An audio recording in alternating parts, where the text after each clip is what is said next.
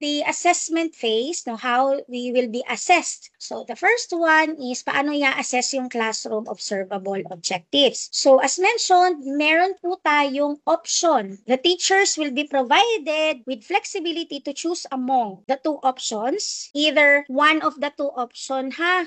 Baka po mag-require na dalawa po. Kaya po may pamimilian, pipili lang po tayo ng isa. Okay, so what are these options? Option A, 2 full period classroom observation within fourth quarter with objectives or classroom observable indicators distributed across observation. So, distributed sa dalawa. So, that's the first option. So, meaning dalawang classroom observation pero yung objective po na ita-target or the indicators distributed across the two classroom observation. Option B, isang period po. One full period classroom observation in fourth quarter covering all objectives.